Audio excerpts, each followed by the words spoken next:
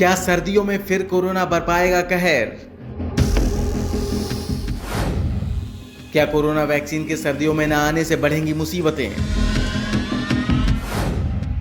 Corona को लेकर WHO ने अब क्या दी चेतावनी? दिसंबर 2019 में चीन के वुहान से कोरोना ने पैर ऐसे फैलाए कि पूरी दुनिया उसकी चपेट में आ गई, जिसके बाद से अब तक कोरोना के केस में लगातार इजाफा ही होता जा रहा है।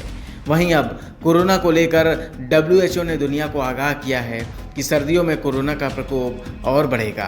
संगठन का कहना है कि सर्दियों में अस्पतालों में भर्ती होने वाले मरीजों की संख्या बढ़ेगी और मृत्यु दर में भी इजाफा होगा।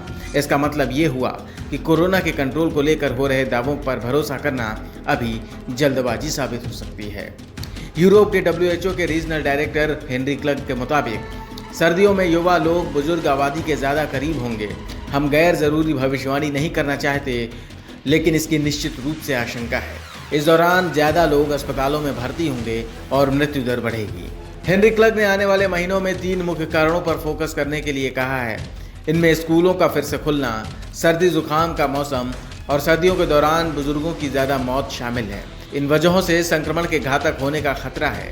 उन्होंने कहा कि दुनिया के देशों को उनकी इस चेतावनी के मुताबिक अभी तैयारियां करनी चाहिए। अमेरिका में स्कूल और कॉलेज खोलने के चलते कई जगह संक्रमण फैलने का मामला सामने आया है। आपको बता दें कि मिसिसिपी के एक स्कूल में 4000 बच्चों और 600 टीचरों को क्वारंटीन करना पड़ा है। डब्ल्यूएचओ ने कहा है कि उसने एक कमेटी बनाई है जो हेल्थ इमरजेंसी की घोषणा करने के नियम बदलेगी। कोरोना महामारी के बाद डब्ल्यूएचओ पर दुनिया को देरी से जानकारी देने के आरोप लगते रहे हैं। डब्ल्यूएचओ ने 30 जनवरी को कोरोना के चलते हेल्थ इमरजेंसी की घोषणा की थी।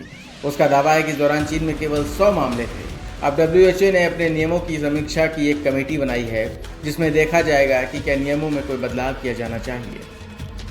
वहीं कोरोना वायरस में भारत के आंकड़ों की बात करें तो भारत में संक्रमण लगातार बढ़ रहे हैं।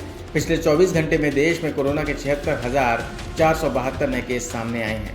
इसके साथ ही अब तक पिछले 3 दिनों से लगातार 75,000 नए केस सामने आ रहे हैं। इसी के साथ भारत में अब कोरोना संक्रमितों की कुल संख्या 34,63,000 से ज़्यादा हो चुकी है। इतना ही नहीं, देश में पिछले 3 दिनों से 1,000 से ज़्यादा एक दिन में मौतें भी हो रही हैं। भारत में कुल मौतों का आंकड़ा 62,000 से ज़्यादा तक पहुँच गया है। वहीं भारत में कोरोना वायरस के बढ़ते खतरे के बीच सरकार ने टेस्टिंग की क्षमता में भी इजाफा किया है। पिछले 2 हफ्ते में देश भर में 1 करोड़ से ज़्यादा सैंपल जांचे जा चुके हैं।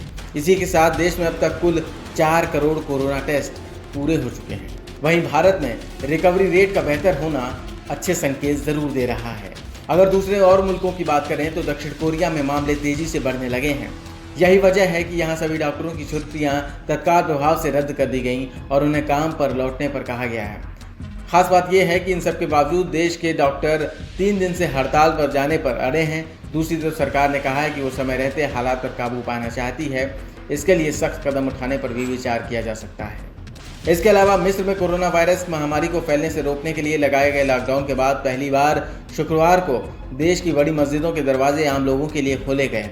महामारी के कारण देश की सभी मस्जिदें मार्च महीने से बंद थीं और अब पहली बार इन्हें खोला गया।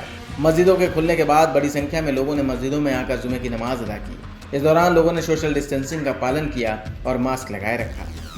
News room post, Delhi.